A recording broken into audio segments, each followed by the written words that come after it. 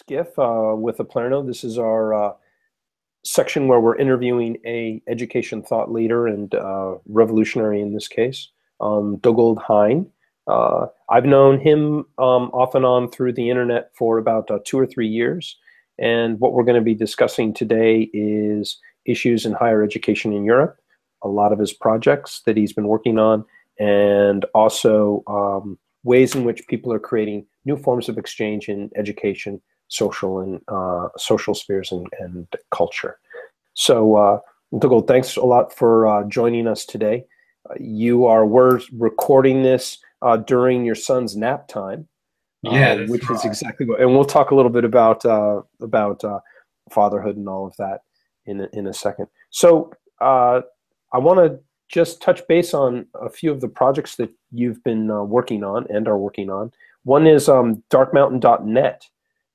It's a really interesting, if you go dark-mountain.net, it's a project devoted to talking about technology, social, ecological, and cultural collapse. Can you sort of give us a little a taste or introduction to that project and what you all have been doing? Yeah, it sounds really cheery when you describe it like that. Well, I guess the story of Dark Mountain is that it grew out of a conversation between me and a guy called Paul Kingsnorth, and both of us are writers, amongst other things, and we both worked as journalists. We've both been involved in the environmental movement. And when we crossed paths about 8 or 9 years ago now, we were both pretty deeply disillusioned with the way that the worlds that we were part of, on the one hand, the activist, environmentalist world, and on the other hand, the literary, artistic world, the ways in which they were responding to the mess that the world is in. And it was partly this tendency to put things in separate boxes. So you have sort of the environmental crisis over here, and you have the kind of systemic crisis of our economic social systems over here, and one group of people are really into that, one group of people are really into this. It was partly also just a sense that everything seemed to get framed in terms of problems and solutions. And sometimes what you're dealing with isn't really a problem, because a problem is something that has a solution, and you find that solution and things go back to normal. And we had both arrived at this sense that actually what we're facing today in a lot of areas of our lives and our societies is more like a predicament. A predicament is something that there isn't a solution to it, there isn't a fix to it.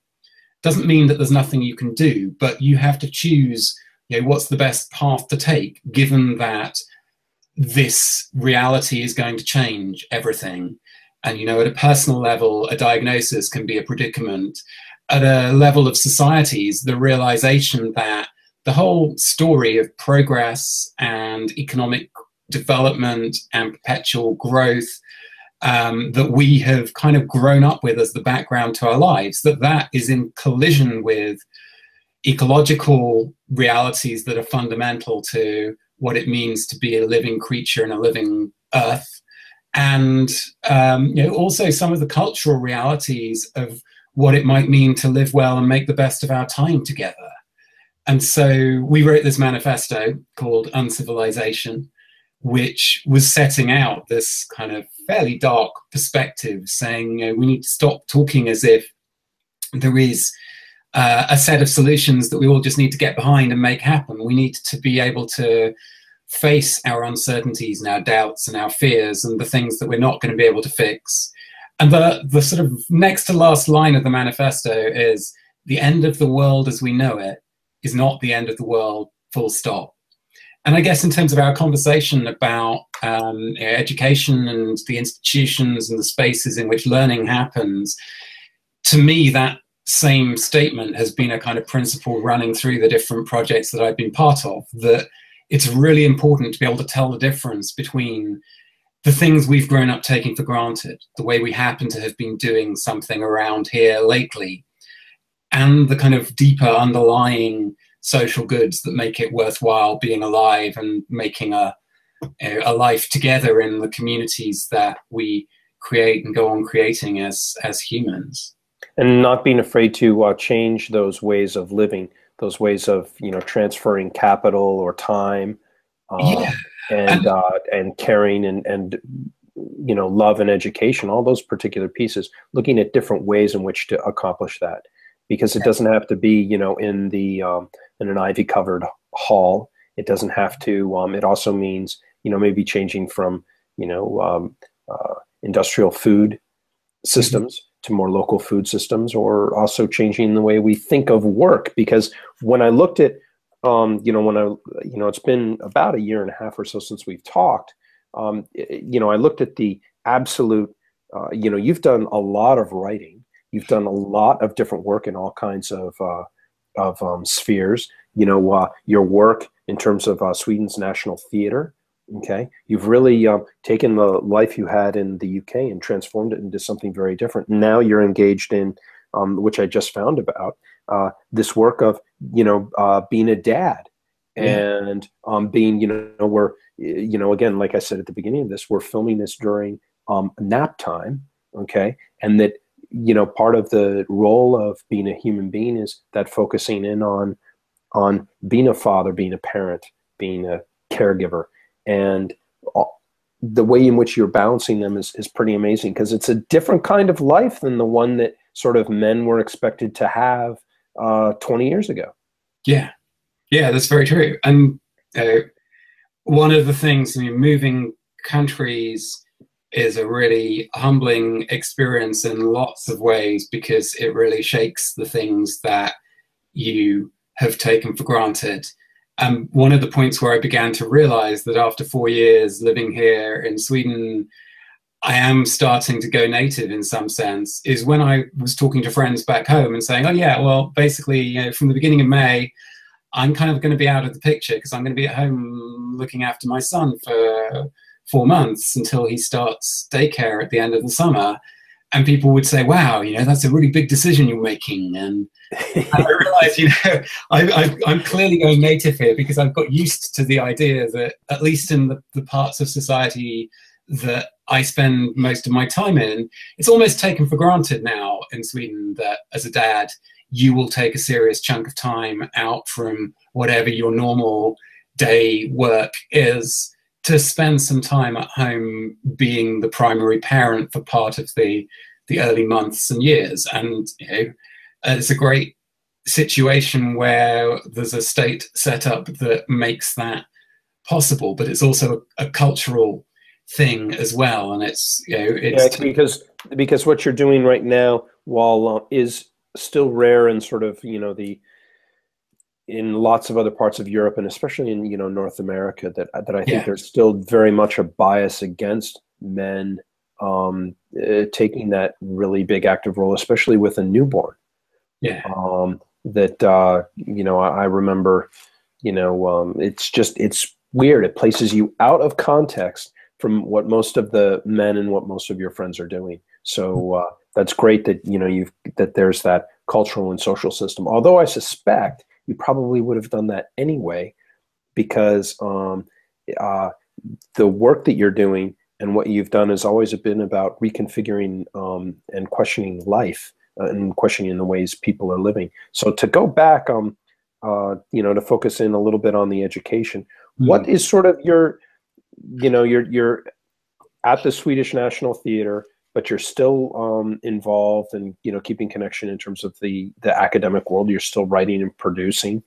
Okay, what's sort of your take on how people are reacting both to changes in higher ed in Europe, but also in terms of there's really a social, economic, and political collapse of the old order that's happening both in Europe and the States, and in other places over the world too. What's sort of your take on what people are sort of thinking about, and how are they reconfiguring their lives to deal with this collapse? Yeah, well, I mean, the strangeness of the times that we're living in is that it's still the case in a lot of places that how much of what you're calling rightly this collapse, how much of that collapse is visible depends so much on who you are and where you are within a society.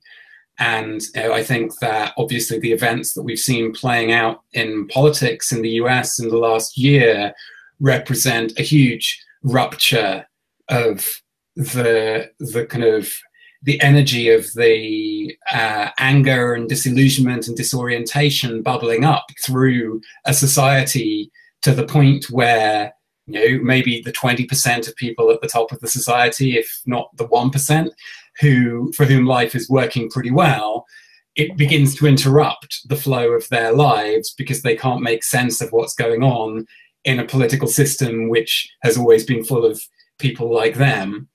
And yeah, so, and how it's happening both in the States, how it's happening both on the left and the right. Like when I look at, you know, Bernie should be, you know, my senator. He actually one time stepped on Austin when he was a newborn at an event, but that's another story, which is really funny. So there's Bernie on the left, who is, you know, absolutely trashed and destroyed the establishment, the Democratic establishment represented by Hillary Clinton and the Clinton Foundation.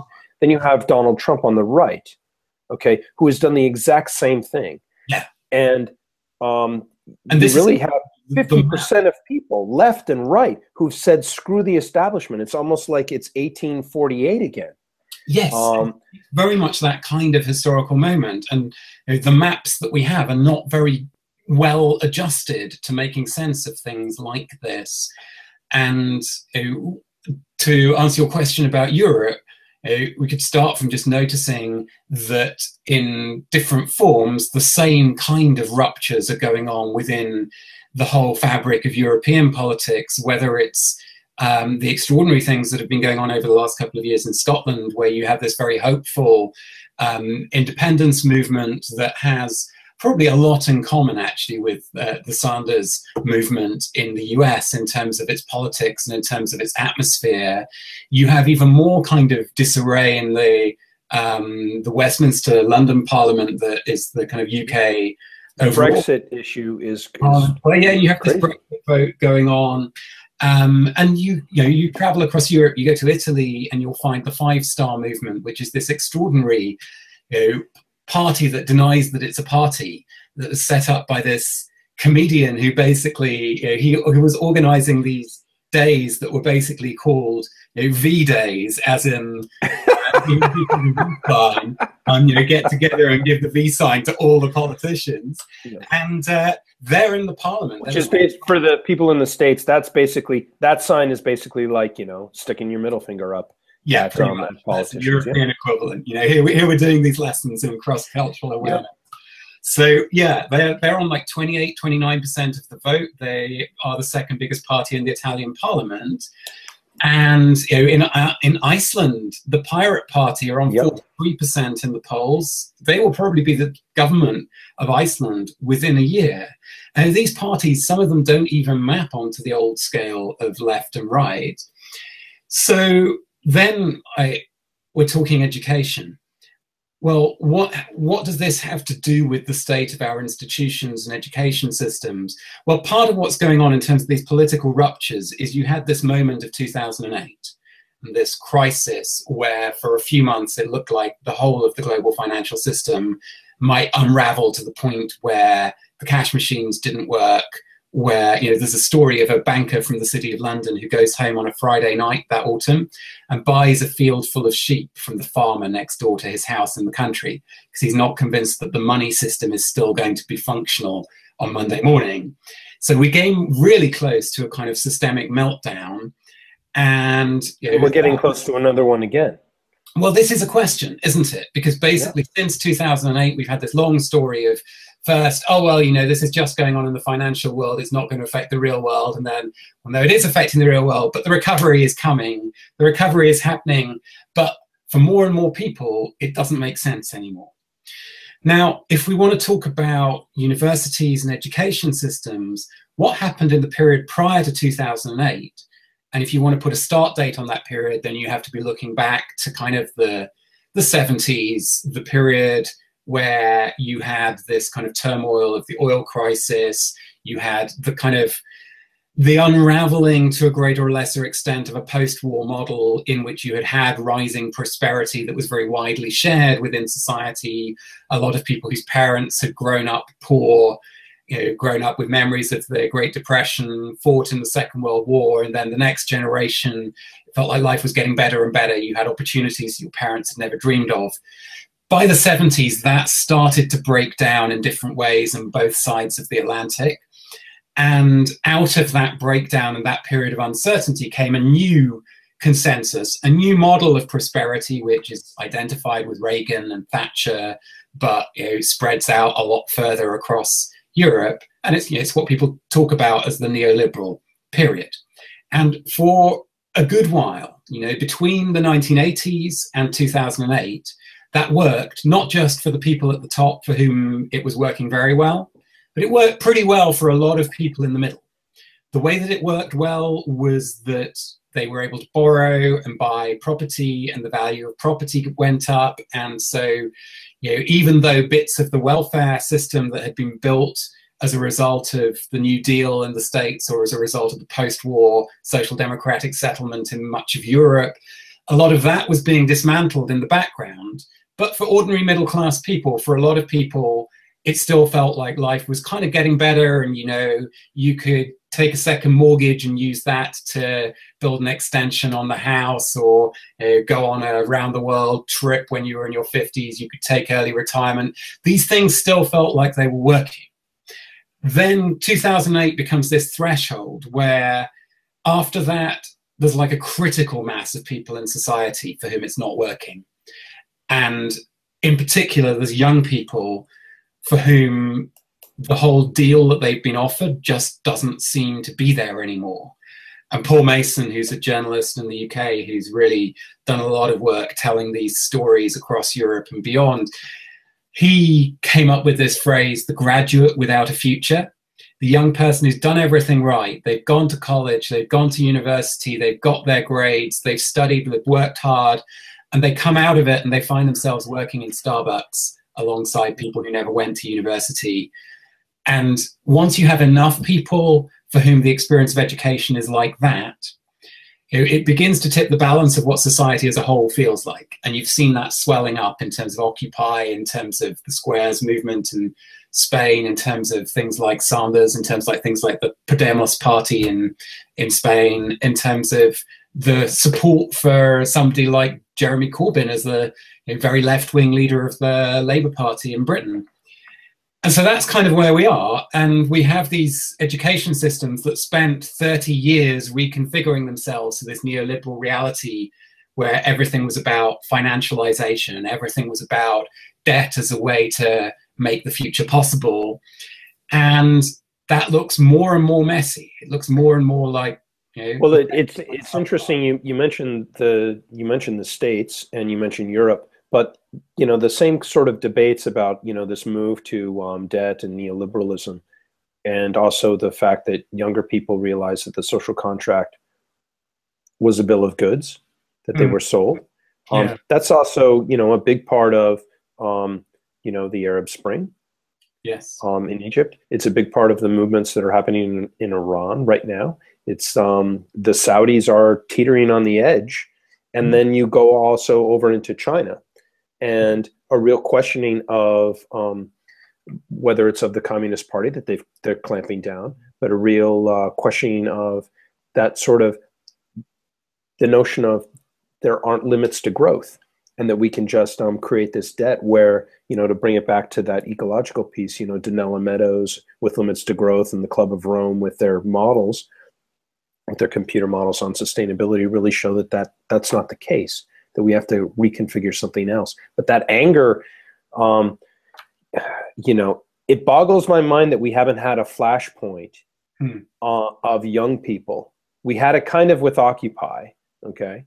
But why they're still buying into the dream of, hey, I'm going to go to the best reputation school that I possibly can. I'm going to take out all this debt, and I'm going to come out, and then I'm going to get a job, and I'm going to service debt, okay, for the rest of my life. At least that's what's happening in the States. Yeah. And this new kind of this situation is is pretty oppressive, and is kind of like a new type of indentured servitude or a new slavery, where debt is used to harvest the labor of people without involuntarily, Okay, Yeah. just as slavery is the capture of people's labor involuntarily, and in the States a relationship that you can't end unilaterally. You know, I can't say, hey, I'm not going to pay the debt. That debt follows you no matter what. Mm-hmm. Just as you know, slavery, your notion of not being free of debt follows you no matter where you are. Yeah, yeah, absolutely. And I mean, I guess part of the answer must be you spend the first 18 years of your life in school, and then, you know, the message you get all of the time is the kind of life you're going to have is going to depend entirely on your grades, entirely on your qualifications. It takes a lot of courage, a lot of experience, a lot of insanity.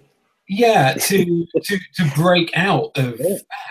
It's I mean, I guess there's a reason why the Hunger Games is sort of the text for Wow. the generation today that holds the equivalent place to what Lord of the Rings was in the 60s. And it tells you something about the journey that our societies have traveled from that kind of quite innocent, heroic, good guys versus the bad guys narrative. Eliminating power. We just have to destroy the ring and all will be well, and have a good leader from the correct lineage. Yeah. And will be ruled wisely. Yeah. So who knows what the nature of the decisive ruptures that will come along the way will be. I think that's the paradox. I mean, who is it who said, Slavoj Žižek quotes it quite often, but I think it was Frederick Jameson who said it originally. It's easier to imagine the end of the world than the end of capitalism. There is this paradox of living in a time where, on the one hand, it's almost impossible to imagine things going on like this. And on the other hand, it's very hard to imagine the mechanisms by which things change. You know, the old sort of modernist hope of revolution also belonged to a world in which the future was full of promise in a certain sense. And just as the promise of the future has been eroded by the realities of neoliberalism and then the realities of the post-2008 crisis neoliberalism, at the same time, the idea of the future as a safe place in which for people to put their hopes, the idea of these means, these modes of collectively mobilizing around change, you know, a lot of that stuff is really battered, if not broken, by the experience of recent decades. And so part of the difficulty of what we're seeing with these new political movements is that, you know, on the one hand, you get just this dangerous boiling of fear and rage, and it so easily becomes hatred pointed at the weak and the vulnerable. And on the other hand, you know, you get a risk of a politics of nostalgia, a risk that the forms of questioning neoliberalism that come up in parties. Like, yeah, if we only go back to the 50s, everything will be okay. Or, you know, yeah. we get that large company to move into our town, and then the jobs will be set. Yeah. I think there might be, though, a third way, So. which is not to, I mean, the third way. To say that word to a Brit is going to create, you know, a very bad reaction. So there is another option, I'll say that, which is, I think that we're also seeing networks of resistance along the line of what Hart and Negri talk about in Commonwealth. We're seeing networks of resistance pop up where people are creating their own lives in different ways based on what they're seeing. And I would say that, you know, you're one of those people who are doing that. Oplerno is one that's trying to help other people create these networks. And, you know, all over, you know, I see it, at least, you know, where I'm from, the local food movement, the CSA piece, different types of urban development, shared spaces, the way in which, you know, 20-somethings are, you know, there's a subculture of people converting vans and now traveling around as electronic nomads, and going around and building their lives and creating jobs. Now that's not going to work if they have, you know, families and for other things, but people are resisting and they're creating their own answers to these solutions. So to try to find a different option other than, I think, like you're saying, the nostalgia for what happened in the past, which is gone. Yeah, okay. And I think you're right. I think that there is an extent to which the depth of the mess forces the improvisation of new strategies. I think that, you know, for my generation, who are kind of in our late 30s, we kind of, a lot of us got on board the sort of the last carriages of the train of the old way of making life work. And, you know, we didn't get the deal that people who bought houses for nothing 30, 40 years ago and, you know, saw the value of their houses go through the roof got. But we're also not necessarily in the same situation as the people in the generation who are in their 20s, for whom, like, the old kind of state of affairs, you might spend a while in your 20s experimenting with some kind of alternative lifestyle, and then you got to a certain point. You became normalized like everybody else, yeah. Yeah. And I think that what we're seeing is that becoming normalized is less of an option. That is, the deal gets so bad, if the deal is even there for you, that people have to, at the edges, begin improvising new strategies that are not just about something you do for a while before you get a proper job, but they're about, you know, what are you going to do with your life, given that you may never get a proper job. And part of what can happen with that is a deeper questioning of the whole narrative that was on offer of life is about getting a proper job and owning a house and paying off your mortgage and all of that. And the paradox is that the stuff that might be the kind of material of possibility is very ambiguous. A lot of it feels very small in proportion to the scale of the institutions at the centers of power.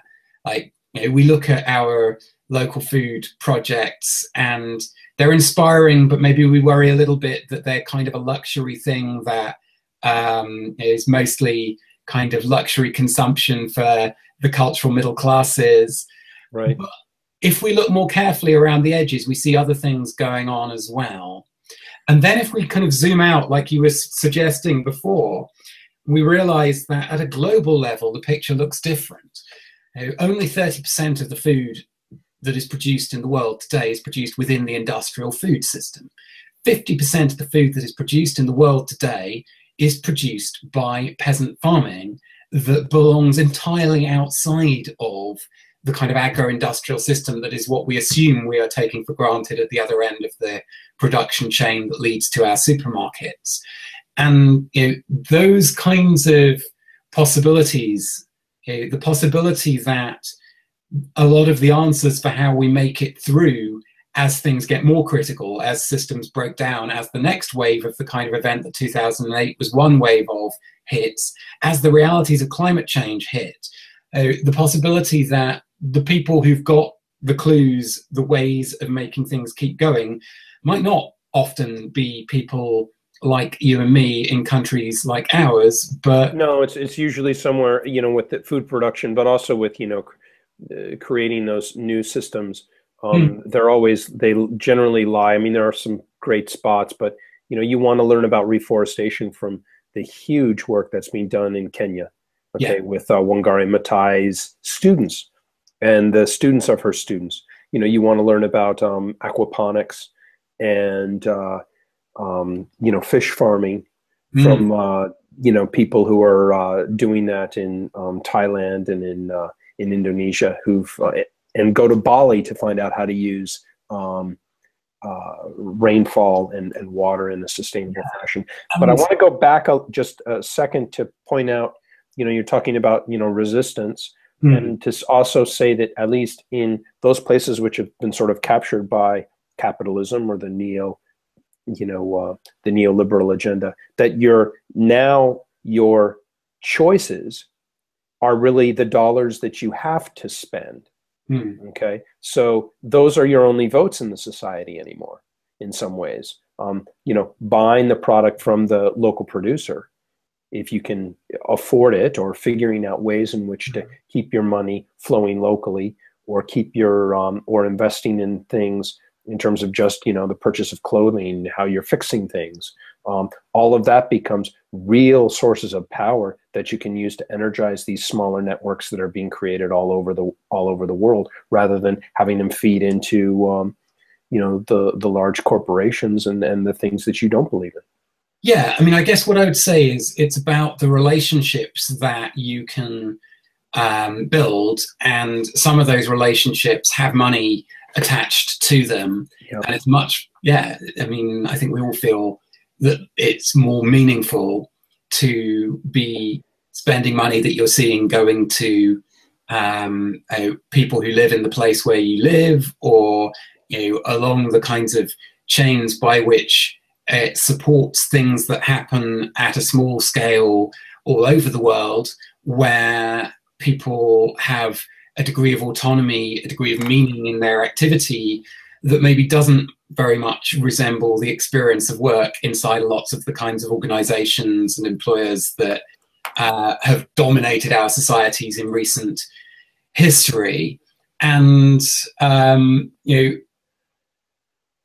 I think that setting it within that context of the relationships that we can be building, where money is one of the strands, one of the layers within that, it's the one that's more tangible to the kind of neoliberal reality. It's the one you can measure easily.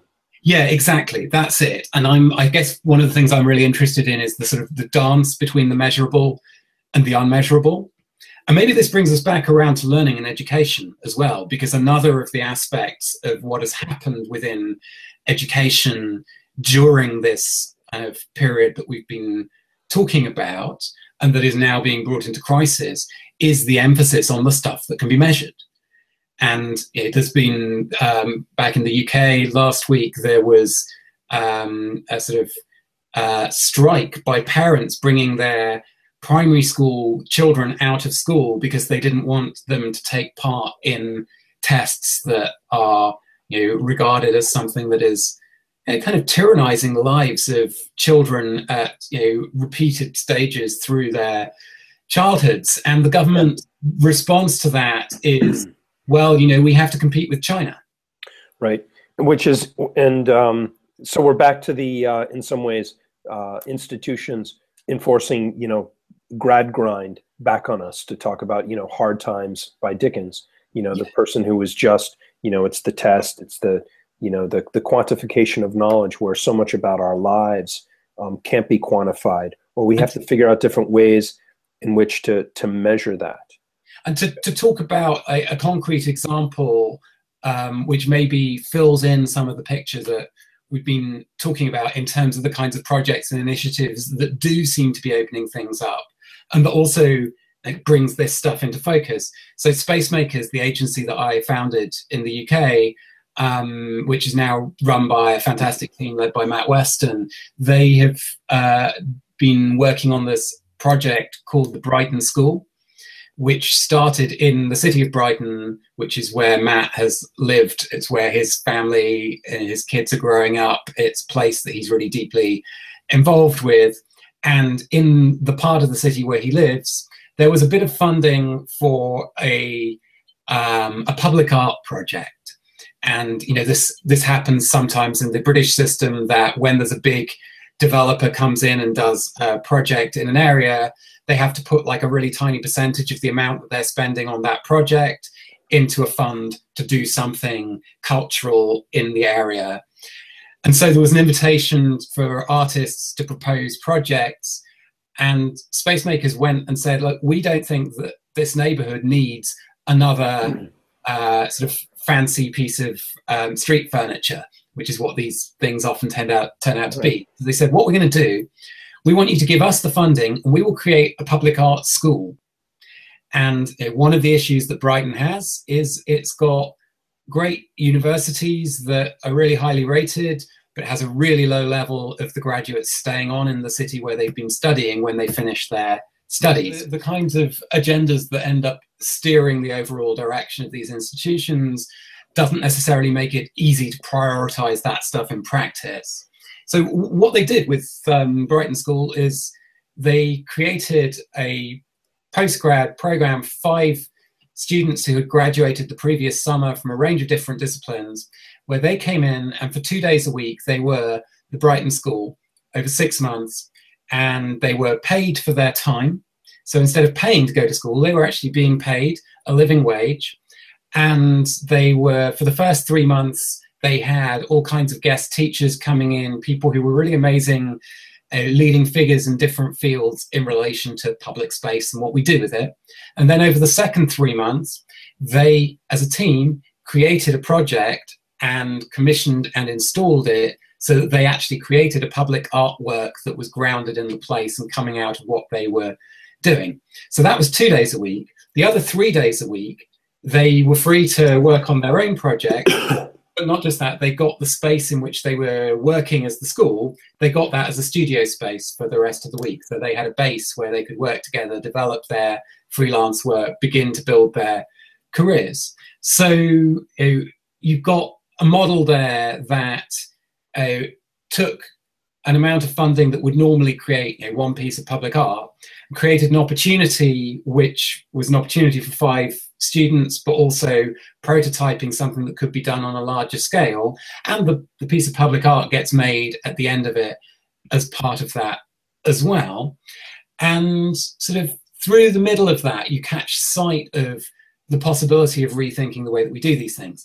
Now, what's really interesting to me is that I was chatting to Matt the other day, and he said he'd been having a meeting with somebody from the management in a university elsewhere talking about this project. And in the meeting, one of these senior managers turned around and said, well, we don't really get how you could get away with calling it a school when you weren't giving out a qualification. Yeah, that's so typical. Yeah, the reduction of learning to the currency of qualifications, because that's what qualifications are. They're a bit like banknotes. They're a currency that you hope you're going to be able to. They're ribbons. They're ribbons that we wear on Remembrance Day to show that we're part of the club. And more and more people all over the world, it's funny, there's sort of like 2 tracks. They really want that ribbon. And they're sometimes neglecting the skills needed to show that you can actually do this stuff. Yeah. Versus just getting the ribbon. Yeah. Yeah. So I think that learning is not just, we know this, learning is not just this kind of accumulation of intellectual capital, a stack of things that you've learned. It's an experience. It's something that happens, again, in relationships between people. And lots of that is hard to measure. Yeah. And it's not that there is no case for no situation which is useful to act as if we can measure this stuff. But if we reduce the thing that is going on and say that there is no value here, there is nothing worthwhile taking place here unless it can be commodified in the form of a qualification, it feels to me like we've gone a long way astray from what people have mostly understood learning to be like and to involve in different times and places. Well, when you're in a collapse kind of environment, and resources become scarcer and scarcer, you have people becoming more and more conservative. It's kind of like you're falling or you're going to fall. What do? You try to grab onto something.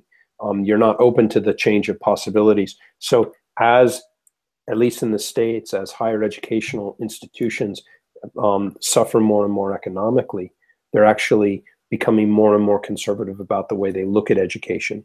They want more and more people in the classes. They want to become more and more elite and smaller and smaller, rather than opening them up to the possibilities of getting more people involved and creating those unmeasurable pieces of capital, social, political, and cultural, that they're improving to the community. And I think maybe one way that we could sort of sum that up is to say that on the one hand, the game is getting harsher. It's like a game of musical chairs where there are fewer and fewer stools left to sit on when the music stops. And so it's getting more and more tense. People are fighting harder and harder for the diminishing pot of places in what winning used to look like. But on the other hand, a counter effect to that is, as the game gets less and less fun, perhaps more and more of us begin to question whether this is the only game in town. Well, you mentioned the metaphor of musical chairs, and this might be a good one to end on, is that the point of a chair is that you can sit down, okay? And if they eliminate the chairs, you can always just sit on the floor. It does the same type of thing, okay? It's restful. And, what we have to do is just, stop listening to the music, stop listening to the music stop, and just stop playing their game and sit on the floor and educate yourself and change and create your own communities. Create your own communities of learning and of whatever you want to do. So that's great. Yeah. Dougald, thank you very much for the time. And enjoy your time. Getting a little bit of an echo, I guess. Enjoy your time with your son. And let's talk soon. Yeah, definitely. Let's do that. Okay. Bye, Robert. See you later. I had another really interesting conversation with someone who just handles financial aid, because one of the things that I've been doing is taking a look at student loan debt and its relationship to financial aid and how financial aid gets calculated. Okay, the calculations are pretty straightforward, and to be perfectly honest, they're quite fair in terms of they look at, in the U.S., the income levels of the parents. Inspired disposition or perspective on what learning means for anyone. I feel like we can very, very quickly change the discussion on how do we find the next $1 trillion of funding for the next generation of higher ed learners, and how do we inspire them to sort of create their learning for themselves.